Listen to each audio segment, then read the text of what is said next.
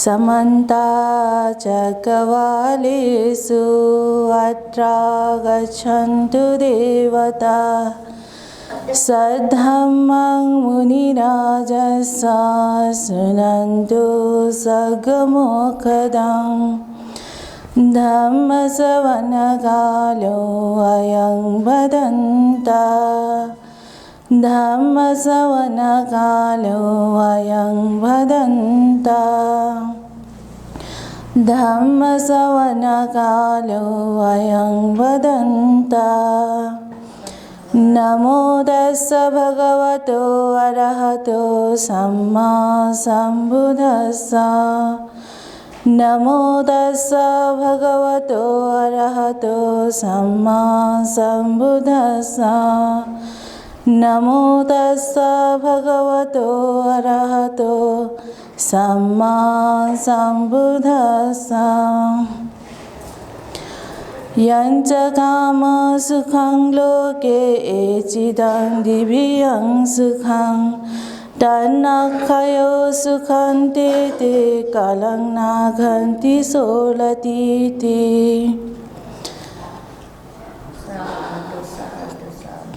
दकिसिबे पहिला थन विराजमान जिया बिजाम सम्यक सम्बुदैत वन्दना अथे श्रद्धेय गुरुमा पिता वन्दना धर्म उपदेश न्य बिजापे सकल उपासक उपासिका पिता सुखी जीमा निरोगी जीमा थका कामनाइना नापं यूट्यूब चैनल सयादीपे प्रज्ञा दर्पण यूट्यूब चैनल सयादीपे सकले उपासक उपासिका पिता फिजीमा मंगलजीमा थका कामनाइना खेतला नेपाली भाषा कनिमा आउखला जिलो मना नेवा भाषा देखाको होला आज नेपाली भाषा ए निरन्तरता भी आज हामी मुचलिन्द वर्ग भन्ने राजसूत्रबाट यहाँहरुको सामु धर्म उपदेश गर्न गइरहेको छु वास्तविक रूपमा मुचलिन्द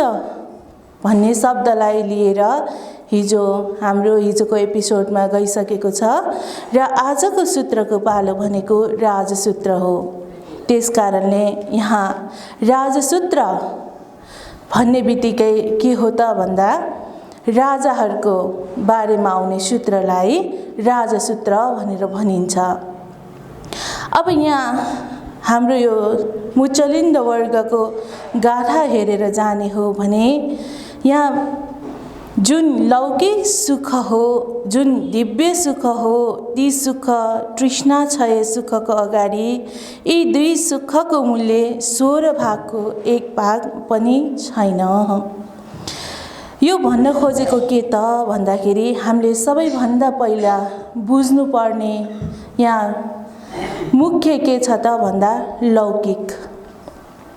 लौकिक शब्दको अर्थ त यहाँले धेरै नै सुनिसक्नु भएको होला धेरै उपदेश पनि सुनिसक्नु भयो होला यो लौकिक सुख ल लोकुतर सुख केमा जान्छ त भन्दा विशेष त अभिधर्म पाठ गर्दाखेरि अभिधर्ममा मुख्य रूपमा आउने हो त्यसकारणले गर्दा अब यो लौकिक भन्नाले साधारणतया बुझ्ने हो भने सांसारिक सुख अब के हो त त्यो सांसारिक सुख हामी केमा भुलिरहेका छौं त भन्दाखेरि सांसारिक सुखमा अब सांसारिक सुख भन्नाले आँखा नाक वासनामा भुलिरहनु सुख लिनुलाई सांसारिक सुख भनिन्छ जे चीज पनि हामी के गर्छौं त आँखाले हेर्छौं त्यसमै हामी भुलिरहन्छौं मिठो चाहिँ नि नाकबाट बास्ना आउँछ हामी त्यसमै भुलिरहन्छौं काम सुखमा हामी भुलिरहन्छौं अझ विशेषतया कसैले यसो स्पर्श मात्र गर्ने बित्तिकै आहा कति धेरै सुख भन्नेतर्फ हामी स्पर्शमा भुलिरहेका हुन्छौं त्यसकारणले गर्दा यहाँ भन्नु पर्दाखेरि पंचकाम सुखमा भुलिरहने को हो त भन्दाखेरि हामी मनुष्यहरू यहाँहरूले विचार गर्नुस् हामी के सुखमा भुलिरहेका छौं त लौकिक सुखमा भुलिरहेका छौँ कि लोकोत्तर सुखमा भुलिरहेका छौँ। त्यस कारणले यो लौकिक सुखमा जति पनि मानिसहरू भुलिरहन्छन् त्यो मानिसहरू के हो त भन्दा हामीले नरकगामी रे, नरकमा जाने मात्र काम गरेर बसिरहेका हौँ यो तृष्णामा भुलेर। त्यस कारणले यदि यो लौकिक सुख चाहिँ नै हामीले क्षय गरेर जाने हो भने वास्तविक रूपमा पाइने सुख के हो त हामीलाई निर्वाण सम्पत्ति सुख हो, जहाँ सांसारिक सुख भन्दा अलग हुन्छ, जुन पञ्चकाम सुख भन्दा धेरै नै अलग हुन्छ। त्यस्तो सुखमा यो सांसारिक सुख आँखा नाक बास्नामा भुलिरहने पञ्चकाम सुख भन्दा पनि निर्वाण सुख हाम्रो लागि के हो त भन्दाखेरि साँच्चीकै एकदम नै सुख लिने चाहिँ हो रे। दिव्य मुख सुख, यहाँ अर्को छ दिव्य सुख रे। दिव्य सुख भनेको के हो त भन्दा देवताहरूले पाउने सुखलाई दिव्य सुख भनेर भनिन्छ। अब हामीले धर्मचक्र सूत्रलाई अध्ययन गर्छौँ, जहिले पनि हामीले पाठ गर्छौँ, त्यसमा पनि आइरहेको छ देवलोक कति प्रकारको छन् त भन्दा देवलोक 6 प्रकारका छन् रे। अब के हो त चातुर महाराजिका टावो तिंस यामा टुसिता निमानरति परनिमित्त वसवती। यो सुख चाहिँ कसले प्राप्त, यो भनेको देवलोक हो 6 प्रकारको। चातुर महाराजिका देवलोकमा सुख छ, तर त्यो भन्दा पनि बढी कहाँ सुख छ त भन्दा तावतिंस देवलोकमा। त्यो भन्दा पनि सुख यामा टुसिता निमानरति परनिमित्त वसवती। यस प्रकारले सुखको पनि देवताहरूलाई 6 प्रकारको देवलोकमा 6 थरीको सुख प्राप्त हुन्छ। तर यो वास्तविक रूपमा पाउने सुख होइन। साँच्चै नै यहाँ यो गाथाको अनुसार हेर्ने हो भने तृष्णालाई क्षय गरेर लान सक्यो भने जुन हामी भुलिरहेको तृष्णा छ, लोभ तृष्णा, भव तृष्णा, विभव तृष्णा, यो तृष्णालाई हामीले हटाउन सक्यो भने त्यो तृष्णालाई हटाएर गएपछि हामीले के सुख पाउँछौँ त लोकोत्तर सुख पाउँछौँ। त्यस कारणले यो तृष्णाहरू सबैलाई मेटाएर उठाउन पायो भने हामीले साँच्चीकै सुख पाएको अनुभव गर्छौँ, सुख पाएको हुन्छौँ। त्यस कारणले यहाँ के भनिरहेको छ त 16 भागको 1 भाग पनि छैन रे। यो जति पनि सुखहरू हो त्यो सुखको अगाडि निर्वाण सुख नै के हो त सबभन्दा ठुलो सुख हो। त्यसकारण भगवान बुद्धले यो जुन उदान वाक्य कहाँ वाचन गर्नुभएको हो त भन्दा श्रावस्ती नगरमा अनाथपिण्डिक महाजनले बनाइदिनु भएको जेठवनाराम बिहारमा बस्नु हुँदाखेरि धेरै भिक्षुहरू बीच यो कुराहरू कस्तो कुरा त भन्दा एकचोटि भगवान बुद्ध सहित भिक्षुसँग भोजनको लागि बाहिर जानुभएको थियो। भोजन पश्चात उहाँहरू आफ्नो विहारमा आउनुभए एक ठाउँमा आराम गर्ने क्रममा भिक्षुहरू बीच के कुराकानी भइरहेको थियो त भन्दा सबभन्दा अधिकवान धनवान कुन व्यक्ति हो त भन्ने विषयमा चर्चा भइरहेको थियो।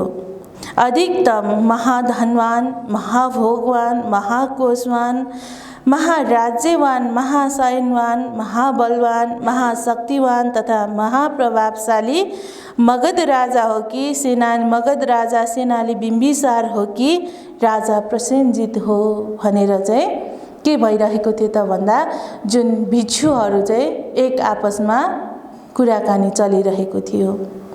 त्यस पश्चात सन्ध्याकालमा भगवान बुद्ध ध्यानबाट उठ्नु भए भिक्षुसँग सामु उपदेशको लागि बाहिर निस्किनु भयो। त्यो बेलामा भगवान बुद्धले सोध्नुभयो तिमीहरू बीच के कुरा चलिरहेको छ।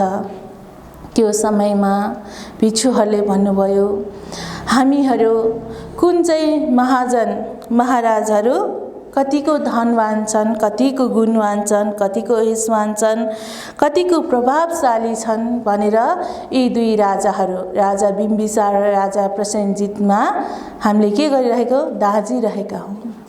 त्यसपछि भगवान बुद्धले भन्नुभयो, यो भनेको सब के हो? बेकारको कुरा हो। हामी भनेको गृहस्थी छोडेर प्रवजित हुन आए, प्रवजित भएर संसारलाई दुःखमुक्त हुने बाटो देखाउने व्यक्तिहरू हो। त्यस कारणले गर्दा हामीले यस्तो यस्तो कुरामा समय बिताउनु भन्दा बरु यो जुन लोकोत्तर काम सुख, दिव्य काम सुख, सुख तृष्णाको अगाडि केही पनि नभएको, यो भनेको केही पनि सुख होइन। वास्तविक सुख भनेको निर्वाण सुख हो। त्यस कारणले गर्दा यिनीहरू कुरा गरेर बस्नुभन्दा बरु आफ्नो तृष्णालाई क्षय गरेर निर्वाण सम्पत्ति, निर्वाण सुख प्राप्त गर्ने जुन कुराहरू गरौँ, कामहरू गरौँ भनेर चाहिँ भगवान बुद्धले यो जुन उदान वाक्य प्रकट गर्नुभएको हो, यो गाथा चाहिँ नि भिक्षुहरू सामु वाचन गर्नुभएको हो। त्यस कारणले हामी पनि बुझ्न सक्छौँ, हामीले पनि धेरै अनुभव पनि गरेको होला। हामीले यो सांसारिकमा हामी धेरै नै भुलिरहेकाहरू हौँ। लोकोत्तर लौकिक सम्पत्तिमा हामी चाहिँ एकदमै टाँसिरहेका व्यक्तिहरू हौँ। जुन कुरालाई पनि हामीले कुनै कुरा देख्ने बित्तिकै आहा भनेर चाहिँ हामी के गर्छौँ त? त्यसमै सुख लिन्छौँ। त्यस्तै गरेर जुन कुरा हामीले नाकमा गन्ध आउँछ त्यही कुरामा बास्नामा हामी के गर्छौँ? भुलिरहेका हुन्छौँ। नाकको पछाडि हामी दौडिरहेका हुन्छौँ। स्पर्शको पछाडि पञ्चकाममा मात्र हामी लिप्त भइरहेका हुन्छौँ। तर हामीले साँच्चीकै सुख खोज्ने बाटो के गरेनौँ? अपनाउन सकिरहेका छैनौँ। जुन कुरा पञ्चकाममा मात्रै, जहाँ गए पनि हामी पञ्चकाममै भुलिरहेका मात्रै देख्न सकिन्छ।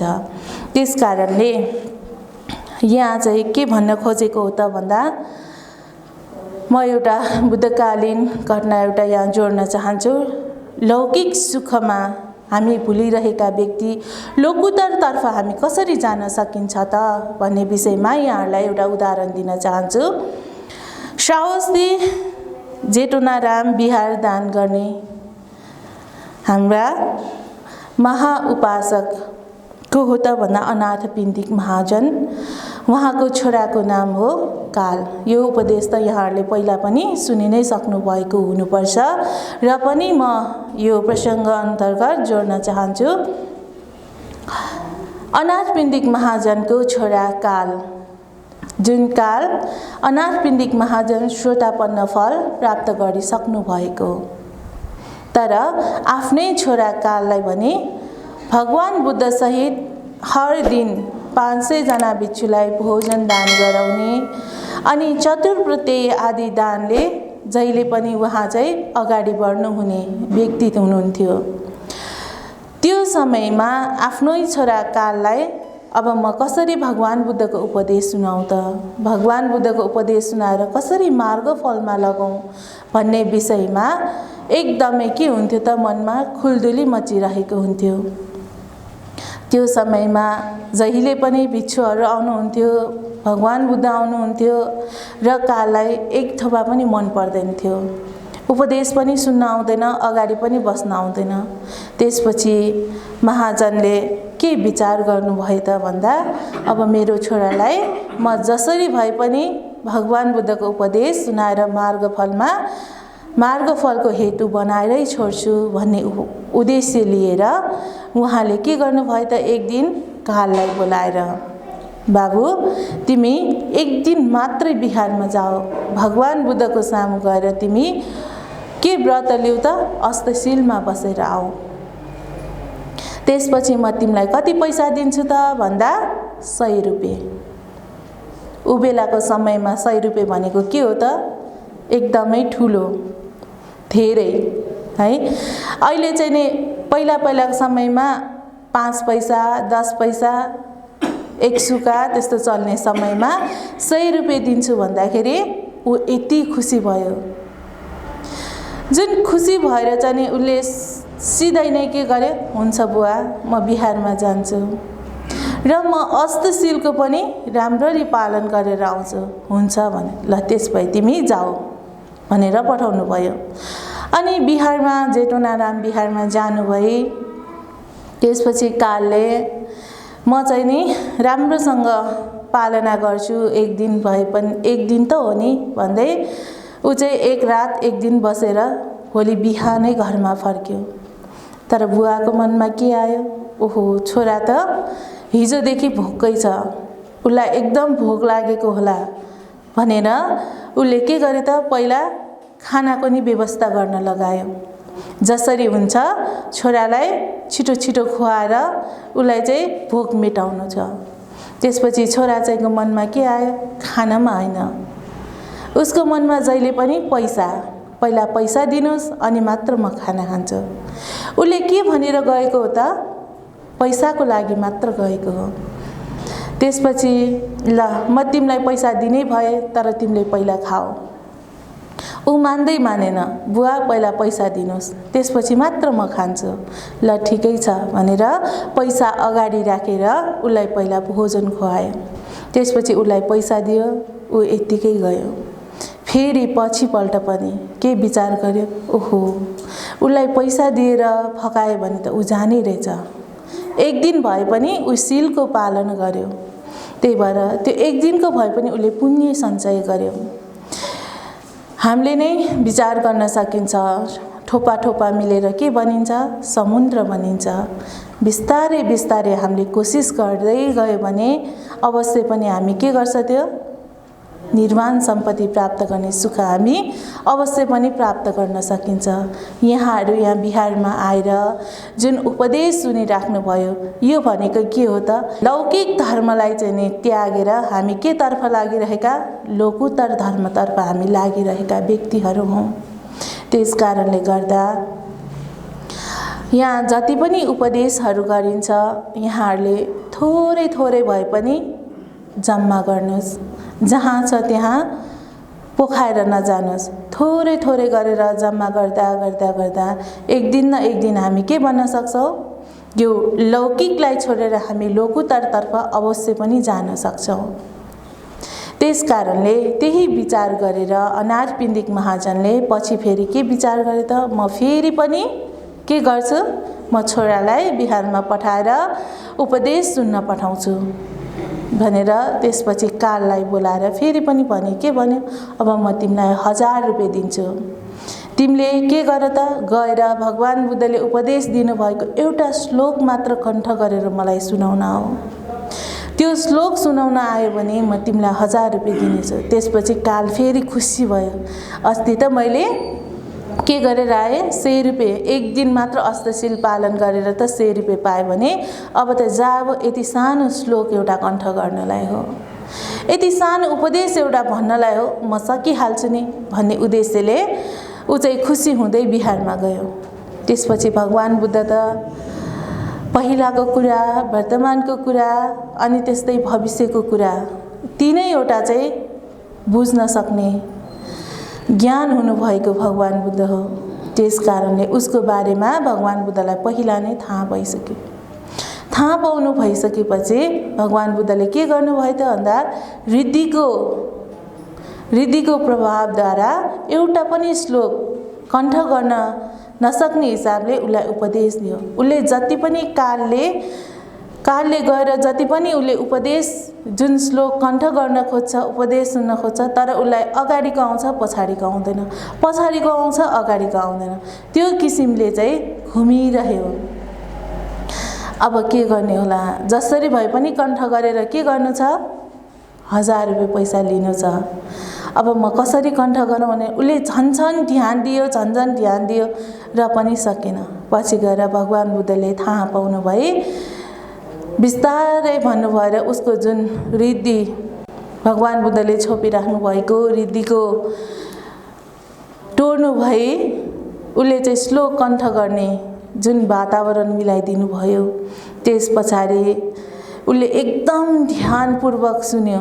जुन सुनिसकेपछि त्यो उपदेशद्वारा प्रभावित भई काल पनि के भयो त? श्रोतापन्न फल प्राप्त गर्न सक्यो है। त्यसकारण अब यहाँ त्यो श्रोतापन्न भइसकेपछि अब उसलाई के चाहिँदैन त? कुनै सुख चाहियो त? कुनै धन चाहियो त? खास ऊ त एकदमै धनवान हो, त्यति धेरै सुख पनि छ, र पनि ऊ केमा भुलिरहेको भयो?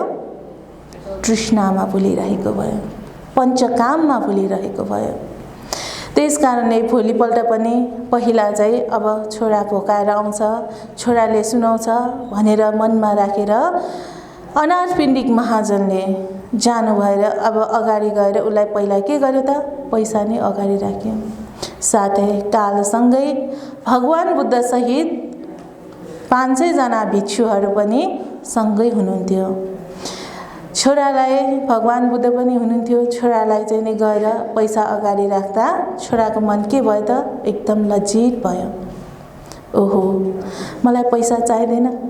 बुवा चाहिँले अगाडि पैसा राख्न ल्याउँछ, छोरा चाहिँले उतापट्टि पन्छाएर पठाउँछ। त्यो पैसा लिनलाई नै उसलाई के भयो? एकदम हिचकिचाइ भयो, एकदम डर लाग्यो। ओहो, म कस्तो भएछु, लज्जित भएर बस्यो। त्यसपछि पहिला खाना खायो। तर अनाथपिण्डिक महाजनले त श्रोतापन्न फल प्राप्त गर्यो भनेर थाहा छैन। त्यसपछि भगवान बुद्धले त्यो सबै देख्नु भएर के उपदेश दिनुभयो त भन्दा अनाथपिण्डिक महाजनलाई अब यस्तो जुन लौकिक सुख चाहिने के चाहिँदैन त उहाँलाई? काललाई अब यो किसिमको सुख चाहिँदैन। उसले चाहिँ लोकुत्तर सुखतर्फ चाहिँ नै जाने मार्ग उसले प्राप्त गरिसक्यो। त्यसकारणले ऊ कहिले पनि के हुँदैन? पञ्चकाममा लिप्त भएर बस्दैन। त्यति सुनेपछि अनाथपिण्डिक महाजन एकदम खुसी भए। म आफ्नो गन्तव्यतर्फ पुग्न सफल भए भन्दै चाहिँ एकदमै खुसी भएर बस्यो। त्यसकारणले यहाँ भन्न खोजेको के हो त भन्दा हामीले पनि जुन लोकोत्तरमा मात्र भुलेर बस्यो भने, हामी कहिले पनि लौकिकमा मात्र भुलेर बस्यो भने हामी लोकोत्तरमा कहिले पनि जान सक्दैनौँ। हाम्रो लागि मुख्य लोकोत्तरमा जाने भनेको के हो त भन्दाखेरि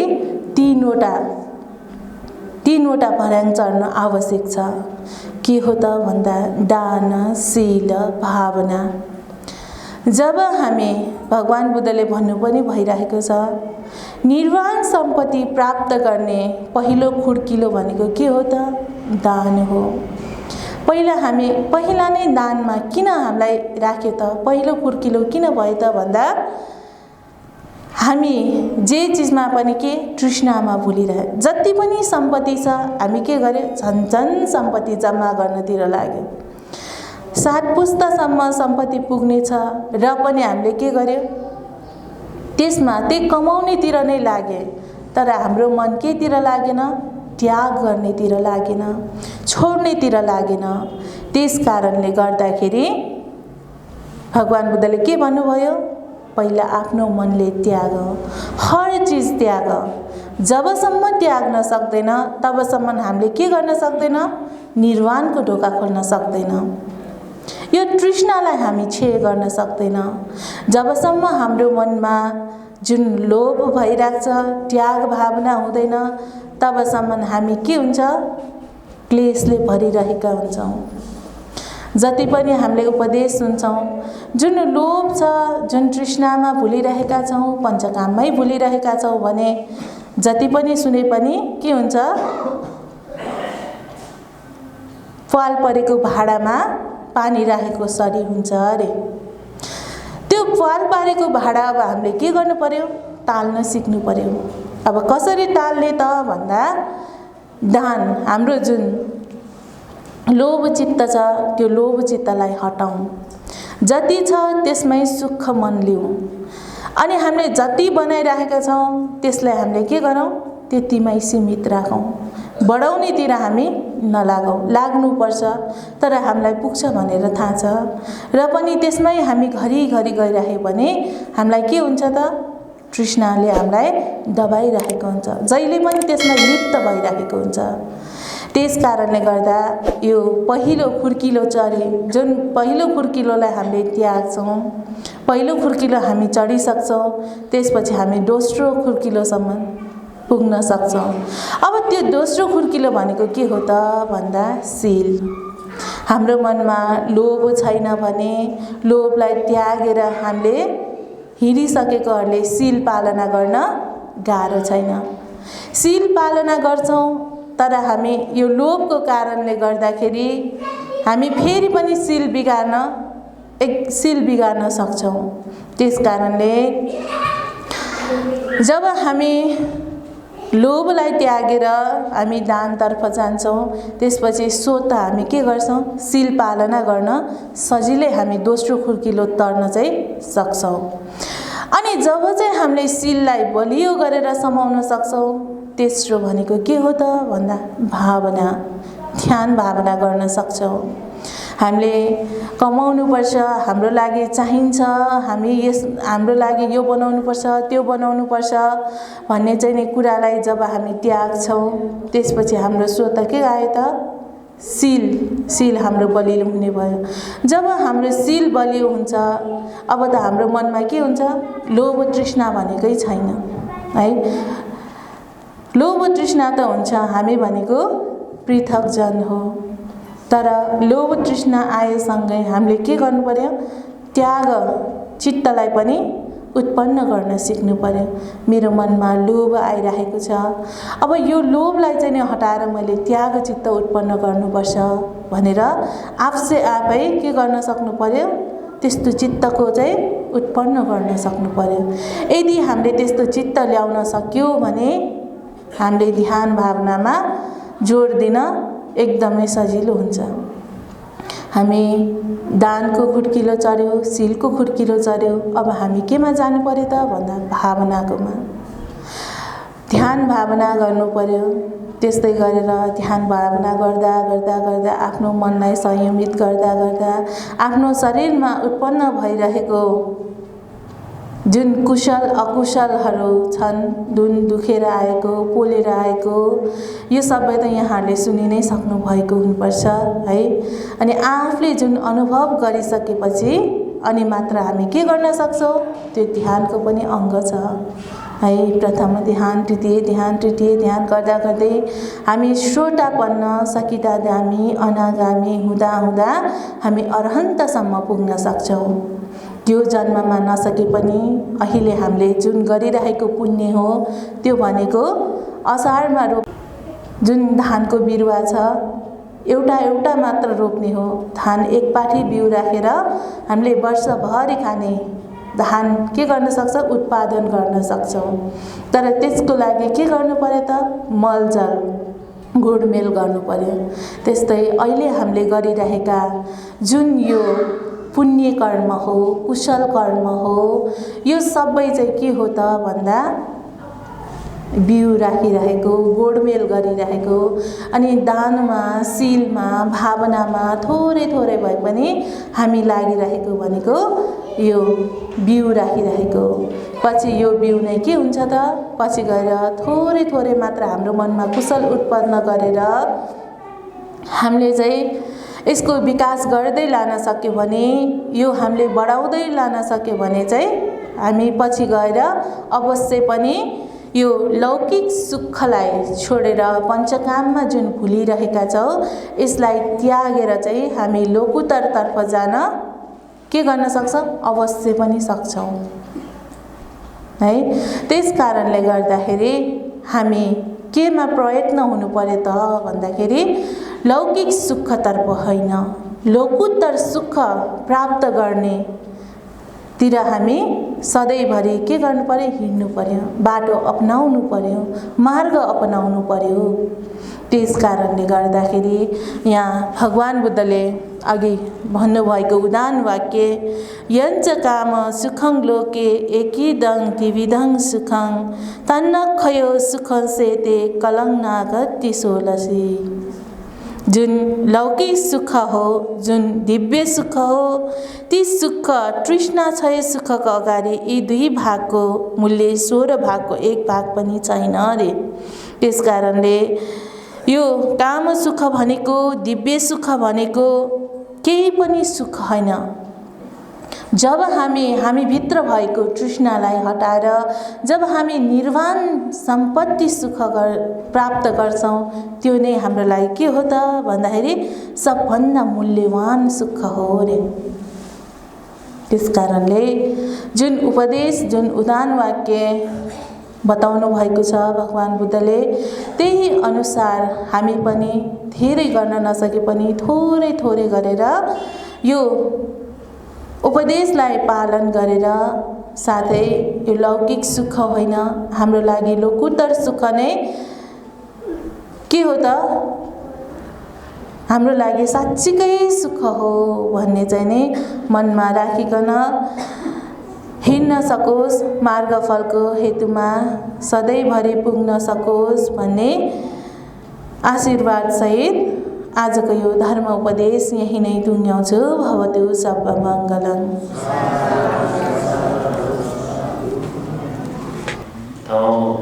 कपिला गुरुवान मोचलिन्द वर्गे जोंगो उदान पालिएको मोचलिन्द वर्गे जोंगो दोस्रो सूत्र राजसूत्र यो आश्रय कया छलफल चिकपिन्त